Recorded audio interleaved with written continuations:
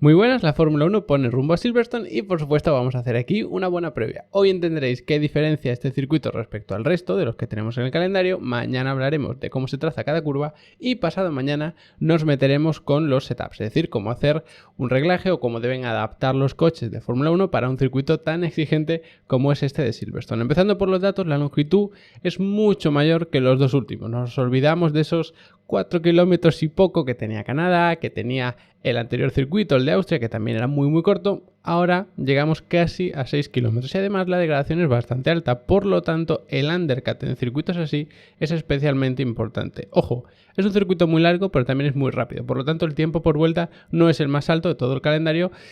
pero bueno, no está tampoco muy lejos. En cualquier caso es un circuito en el que la estrategia del undercut quizá vuelva o quizás sí que cobre protagonismo en este circuito porque los otros ha pasado un poco desapercibida. Siguiendo con el tema de la longitud, la distancia desde la meta hasta el primer punto de frenada es muy larga. Y ojo, porque no es la curva 1, sino que sería la curva número 3, porque las curvas 1 y 2 pues se pueden hacer a fondo y más aún en salida, por supuesto. Así que ojo, porque la frenada está en la curva 3 y ahí es donde hay que posicionarse. Además el circuito hace muchas S a un lado y otro y es fácil pues perder un poco la trazada, pero también buscarte un buen hueco de cara a ganar alguna posición, evitar líos sobre todo y aprovechar sobre todo pues esas primeras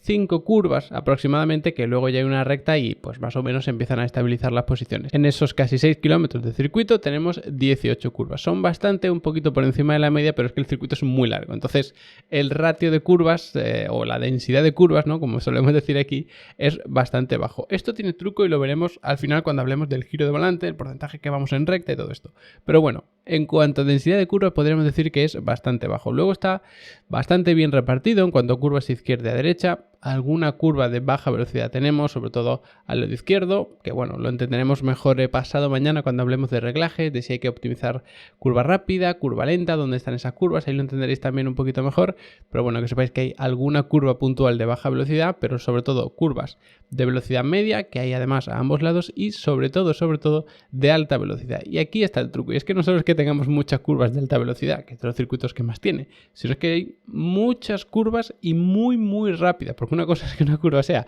de alta velocidad y se puede hacer a fondo, que eso no lo contabilizamos aquí ni siquiera como curvas, y otra que tengamos curvas que fuercen tanto a los neumáticos, especialmente al delantero exterior. Así que ojo, porque aquí la degradación es bastante alta, sobre todo por este estrés de los neumáticos. Por lo que está claro que no destaca el circuito de Silverstone es por las frenadas. Tenemos 8, que sí que es un número que puede parecer alto, 2 de estas 8 frenadas son muy fuertes, de hecho ahí se sobrecalientan bastante, pero es que apenas llegamos en torno a un 10% de la vuelta aproximadamente tocando el pedal del freno. Es de los circuitos en los que menos se frena, porque hay muchas curvas que son a fondo, curvas para las que simplemente hay que levantar un poquito el pie del acelerador, tirar incluso del freno motor reduciendo alguna marcha, pero el pedal del freno no es nada protagonista aquí. Y eso puede ser una contra para equipos, por ejemplo, como Aston Martin, que destacan especialmente en curva lenta cuando vienen de una frenada muy fuerte. A ver si traen alguna evolución importante al circuito británico, porque es verdad que este tipo de circuitos no parecen ser precisamente su punto fuerte. Y ya para terminar con los frenos, como os podéis imaginar, pues la temperatura no es para nada muy alta. Si os fijáis en la temperatura media, pues es de las más bajas, y si ahora nos metemos a comparar la temperatura máxima que se alcanza en todos los circuitos, también es de las más bajas, y la temperatura mínima también es de las más bajas. No es extremadamente peligrosa esa temperatura baja, porque sí que más o menos se va tocando un poquito el freno durante toda la vuelta, pero ya ves que es muy poco, simplemente para mantener el nivel de la temperatura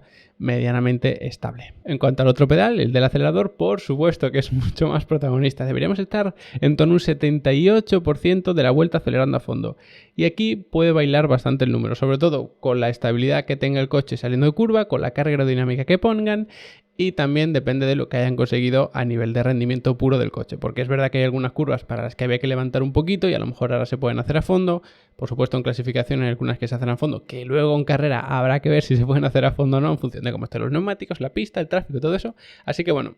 en resumen, es un circuito en el que se va mucho tiempo pisando el acelerador a fondo y también mucho porcentaje de vuelta en ganando la octava marcha, es decir, el rango máximo de velocidad de un Fórmula 1, como decimos siempre. Es un circuito en el que hay rectas y curvas rápidas, por lo tanto, justo cuando encaras una recta no es que la empieces a muy baja velocidad y te dé tiempo a subirla, no, es que ya empiezas a una velocidad media alta la mayoría de rectas. Y eso hace que se lleve mucho tiempo la octava marcha en Granada, por supuesto. Así que ojo, porque no es un circuito como Canadá que tienes curvas muy cerradas y luego una recta. No, es que aquí tienes curva rápida y luego la recta. Así que por eso se va tanto tiempo en ganando la octava marcha. Y pasando ya por último al giro de volante, podemos pensar, bueno, pues se pasará mucho tiempo con el volante recto porque es un circuito en el que se va mucho tiempo acelerando a fondo, mucho tiempo ganando la octava marcha, pero no, es de los circuitos en los que el porcentaje de vuelta que haremos con el volante recto es de los más bajos. Y esto puede sorprender y nos está dando ya una pista. ¿Cómo puede ser que tengamos un circuito en el que hemos visto que se va mucho tiempo acelerando a fondo, mucho tiempo con la octava marcha en Granada, una densidad de curvas muy baja y aún así el porcentaje que vamos con el volante recto sea tan bajo? Pues esto es porque las curvas, aunque sean relativamente pocas, son tremendamente largas y muy abiertas. Es lo que os decía antes, son curvas de mucha velocidad y justo cuando sales de esa curva de mucha velocidad te encuentras una recta muy larga. Entonces, bastante antes incluso de alguna recta ya estás engranando la octava marcha, y muchas de esas curvas que son tan rápidas se pueden hacer incluso acelerando a fondo. Y cuando sales de una curva rápida el coche está bastante más estabilizado, no tienes tanto par y es fácil pisar más fuerte o más agresivo, mejor dicho, el pedal del acelerador, y por eso vas menos tiempo quizá a medio gas, sino que cuando pisas el acelerador lo haces de golpe porque vas a mucha velocidad y el coche tiene mucho agarre y menos par por la relación de cambio y todo esto. Así que